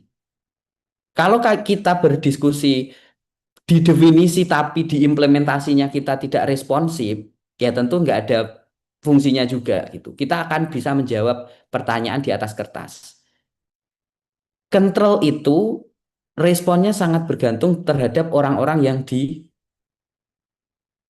dikontrol, perilakunya dikontrol itu. Sehingga diskusi yang akan fruitful atau yang daging semua itu, ada yang vegetarian, ada yang ini ya, ada yang suka daging-dagingan gitu. Itu adalah ketika kita membahas tentang respon itu. Kalau by definisi, kita berikan ruang yang terbuka untuk kalian mendefinisikan dan berargumen. Gitu. Gitu ya, Tak ya? Oke Pak, berarti yang tadi yang apakah penghapusan TPP atau Tukin itu merupakan Nah, kebijakan yang bagus atau enggak kalau gitu Pak? nah, sekarang untuk mengecek suatu control itu work apa enggak, yang harus kita perhatikan menurut teman-teman apa? Yang harus diperhatikan adalah ketercapaian dari tujuan. Jadi untuk mengetes itu, kita tidak bisa di awal, tapi kita bisa pas berjalan. Kalau Atak bisa menemukan data bahwa dengan tidak ada TPP, terdeteksi nih kinerja menurun, tujuan organisasi tidak tercapai, itu bisa dikatakan bahwa kebijakan itu tidak sesuai dengan tujuan organisasi. Tapi ingat, tujuan organisasi itu bukan membuat laporan. Yang diceritakan Atta tadi adalah akhirnya ada free rider. Kurasa istilah yang lebih tepat bukan free rider ya, tapi ada orang-orang yang akhirnya tidak melakukan hal-hal itu karena nggak punya reward. Ya, kalau tujuan organisasinya didefinisikan sebagai jumlah laporan yang dibikin, artinya organisasi itu ngedefine tujuannya kurang kongruen atau kurang akurat nih. Karena tujuannya bukan bikin laporan gitu.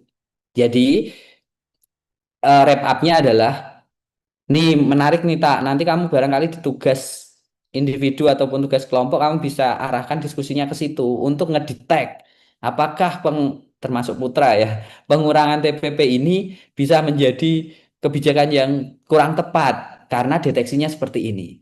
Base-nya adalah tujuan organisasi. Gitu ya Tak? Oke Pak, nanti lagi Pak kalau gitu. Siap, siap.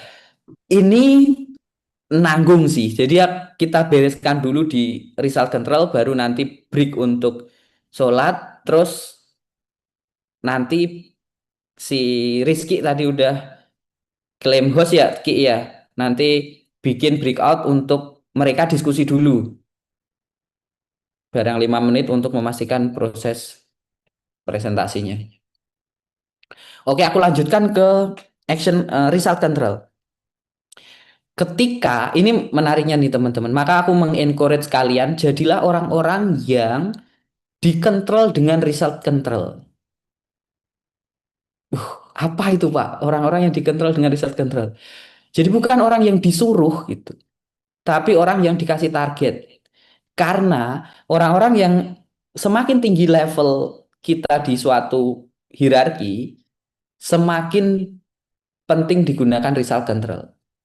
Karena kompleksitasnya lebih besar, kegiatan atau knowledge action yang dilakukan itu menjadi beragam, kemudian tidak bisa terdefinisi di masing-masing daerah. Misalkan di KPP 1 dan KPP 2, caranya udah beda tuh untuk dapat pemasukan.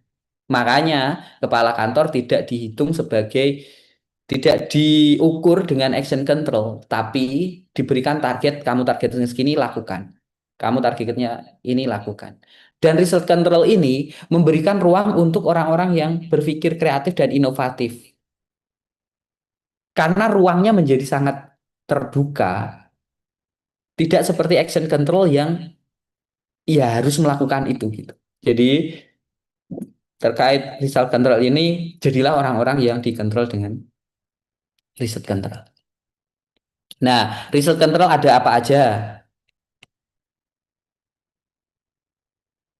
Ya ada itu Pak, benar ada itu. Tapi untuk result control itu berarti harus dilakukan 4 hal ini teman-teman. 4 hal itu apa aja? Yang pertama tentu adalah kalian harus tahu dimensi yang diukur. Dimensi targetnya. Oh, bukan dimensi target ya. Dimensi dari result yang dia diharapkan. Atau dimensi dari tujuannya.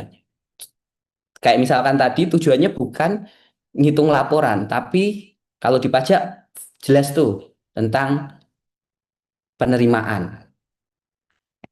Resultnya udah eh, di-define, dimensi resultnya udah di-define. Berikutnya apa? Kalau sudah resultnya sudah, perlu dilakukan juga tentang penghitungannya, pengukurannya. Diukur gimana supaya resultnya itu tercapai dan tidaknya. Untuk menentukan tercapai tidaknya, maka perlu adanya target, dan yang terakhir adalah perlu yang namanya reward. Ini yang tadi yang dibahas oleh Atta tadi. Adanya result, measurement, target, dan reward, ini yang membentuk result control. Seperti dengan action control tadi teman-teman, ketika result control itu manajemen atau pimpinan dalam konteks ini, dia bisa menerapkan yang namanya manajemen by exception. Kalau di sini tadi supervisi itu dilakukan atau di-track untuk action per action, kalau di result control ini tidak perlu semuanya dicek, tapi dicek saja resultnya yang tidak sesuai mana.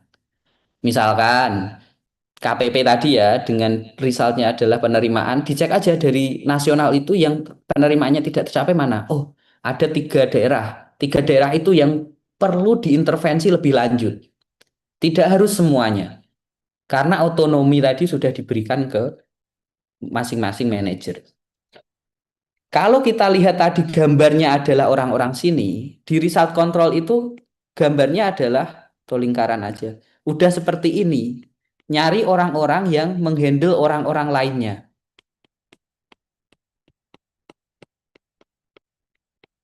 Makanya orang yang di sini itu adalah orang-orang yang dikontrol, perilakunya dikontrol dengan result control tadi.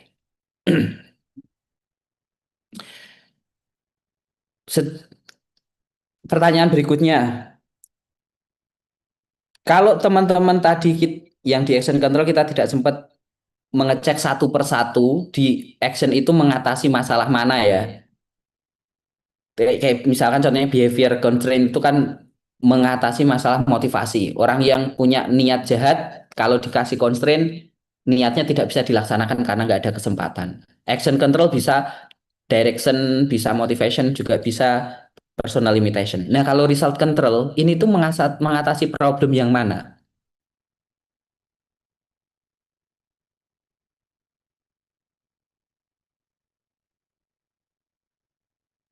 Motivation.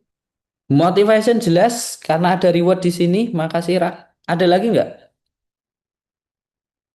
Lack of direction Kenapa? karena ada target tadi, Pak. Karena ada target di sini. Terus kenapa, Ki?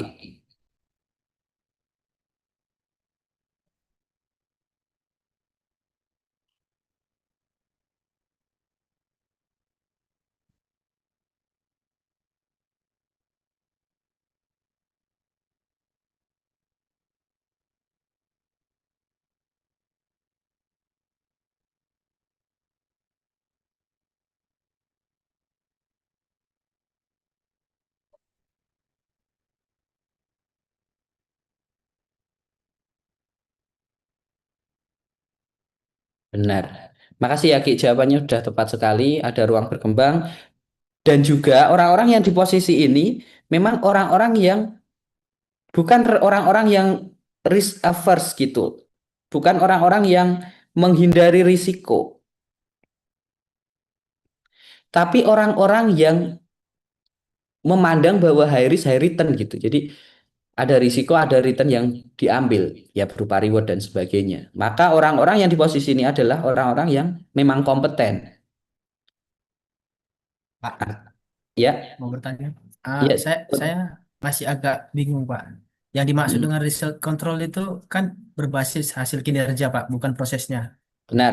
Nah, tadi menurut saya kurang efektif, Pak, kalau mengatasi lack of direction, Pak. Soalnya reset control itu kan membuat pegawai itu eh, bekerja untuk mengejar hasil tanpa memberitahu tindakan apa yang harus dilakukan karena reset control itu memberikan kebebasan atau kreativitas eh, untuk para pegawai melakukan pekerjaannya yang penting hasilnya tercapai, Pak, itu, Pak. Oke, Put. Menurutku penjelasan sebelumnya yang disampaikan teman-teman tadi, siapa ya, Ilham kalau nggak salah, kenapa mengurangi lack of direction? Karena directionnya jelas, berupa target tadi.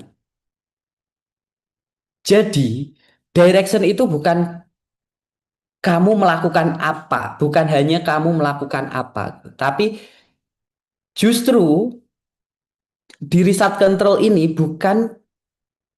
result control ini berfungsi kayak Google Map, teman-teman. Ketika kamu menuliskan tujuan, alternatif jalannya kan banyak. Alternatif jalan yang banyak itu adalah menuju ke arah tujuan yang satu, yaitu targetnya tadi. Sehingga dengan result control bukan membuat orang jadi, aduh bingung aku harus melakukan apa, tapi memberikan pilihan kepada orang itu melakukan apa. Gitu jawabannya, Put. Ada pendalaman? Nggak apa-apa. Iya. Kayaknya saya agak kurang memahami pengertian result control aja, Pak. Soalnya tadi saya baca itu result control itu berbasis hasil kinerja. Jadi prosesnya itu bebas sama pegawainya. Jadi kadang I- pegawai yang kurang kurang mempunyai inovasi itu bingung. Ini gimana gitu, Pak.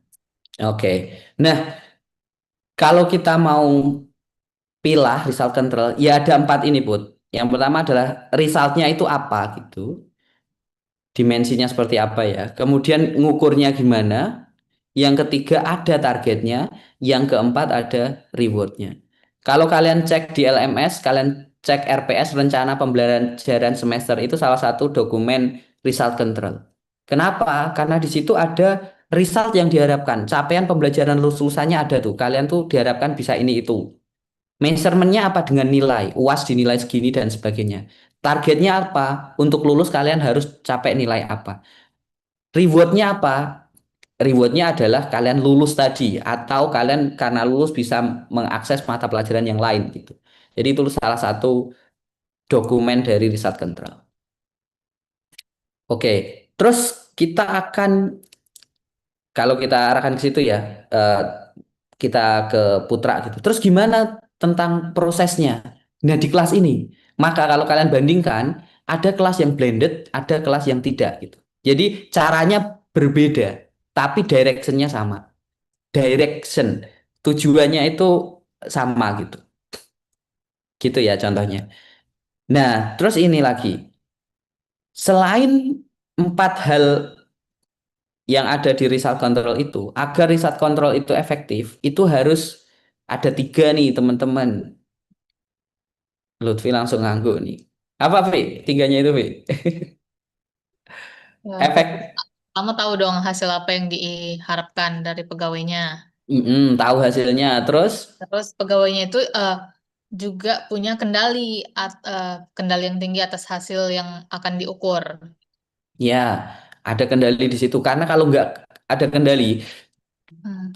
sekarang misalkan sesuatu yang uncontrollable, kita nggak bisa membuat orang itu kita kasih result, tapi dia nggak tahu bisa mencapai atau tidak. Bisa jadi tercapai karena ada durian runtuh gitu ya.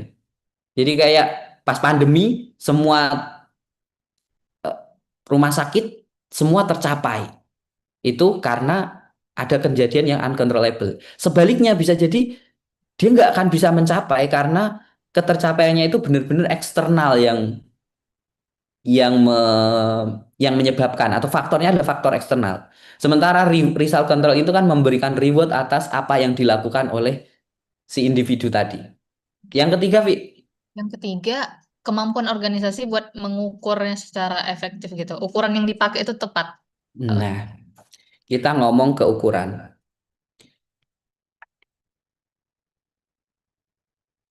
Measurement. Ukuran yang tepat itu ukuran yang seperti apa? Ada yang tahu nggak?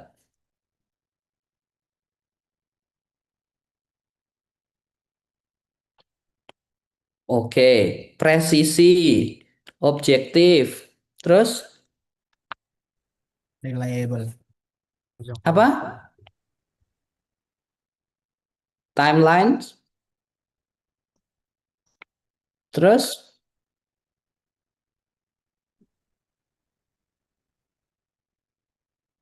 Kongruensi sama controllable juga. terus berikutnya di sini ya, kongruen sama controllability. Oke, cost efisien jelas ya teman-teman. Kalau untuk mengukur itu butuh biaya yang banyak, biayanya lebih mahal dari benefitnya, ya kenapa gitu kita harus lakukan. Maka ada cost benefit analysis gitu. Kemarin waktu senior kalian wisuda, salah satu yang jadi oratornya adalah Ibu Stella Christie ya, dari Kemendikti Saintek. Itu yang di-highlight adalah kita atau teman-teman di Kementerian Keuangan, pengelola keuangan negara itu punya kompetensi untuk menghitung cost. Kalau kompetensi itu tidak dibarengi dengan kemampuan untuk menghitung benefit, yang ada nanti fokus di cost-nya sehingga riset atau hal-hal yang berpotensi menghasilkan benefit itu tidak terjadi karena cost-nya mahal mahal mahal. Jadi ketika kita ngomong cost efisiensi harus dibandingkan dengan benefitnya. 100 juta mahal, tapi kalau 100 juta menghasilkan 100 miliar, nggak ada apa-apanya. Harus cost and benefit analysis. Understandability. Understand itu juga dua sisi teman-teman. Tidak hanya orang itu tahu apa yang harus dilakukan, tapi dia juga tahu bagaimana melakukannya gitu. Kalau cuma tahu apa yang dilakukan tapi nggak tahu caranya ya tidak muncul namanya direction tadi. Makanya ketika Putra terjadi miss itu ketika apa saja tapi bagaimananya tidak disebutkan. Maka di sini Put barangkali bisa jadi salah satu jawabanmu. Understandability itu memberikan apa dan bagaimana. Timelines, measurementnya itu juga bisa seketika gitu, tidak butuh waktu lama. Kita tahu kalau LKPP itu jangka waktunya kan kurang lebih berapa ya? 3 bulan kalau nggak salah nih. 3 bulan prosesnya untuk akhirnya ditetapkan. 3 bulan, apakah 3 bulan lama atau tidak? Saat ini ya itu yang disepakati dilakukan gitu. Tapi kalau misalkan laporan keuangan tahun 2025 baru jadi tahun 2027, ya buat apa? Mengukur tapi mengukur masa lalu gitu. Tidak bisa memberikan efek tadi. Detektor, asesor, dan efektor. Presisi ini apa teman-teman?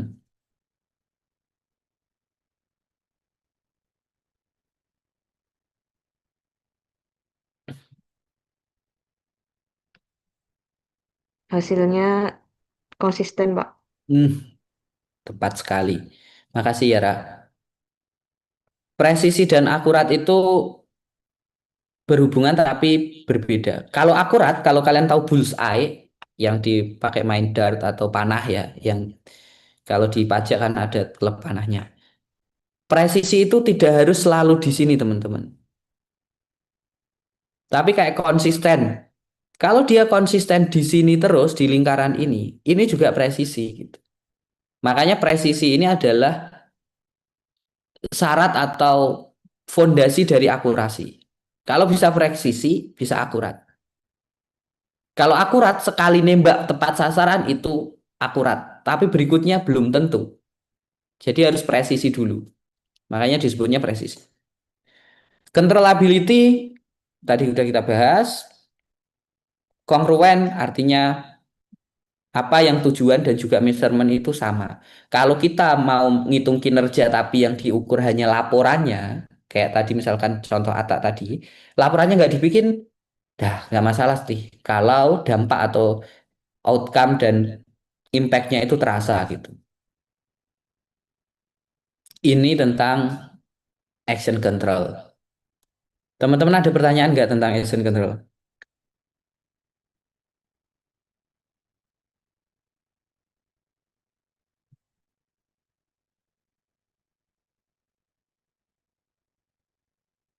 Nggak ada ya kayaknya ya. Nah kalau tadi people control itu soft control, action control itu direct control, kalau result control ini apa?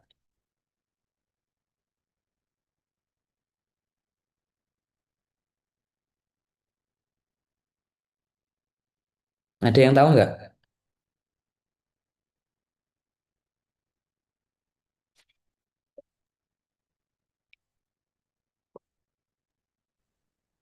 Result control ini adalah indirect control.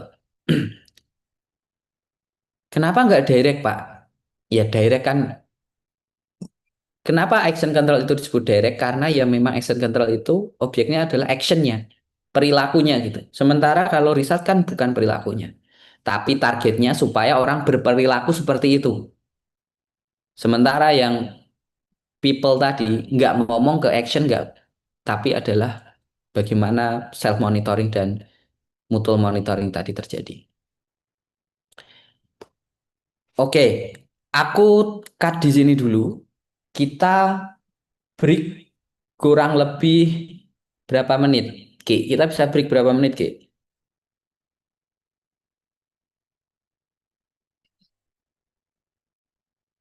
Oke, berarti kita nggak ini mepet sekali ya.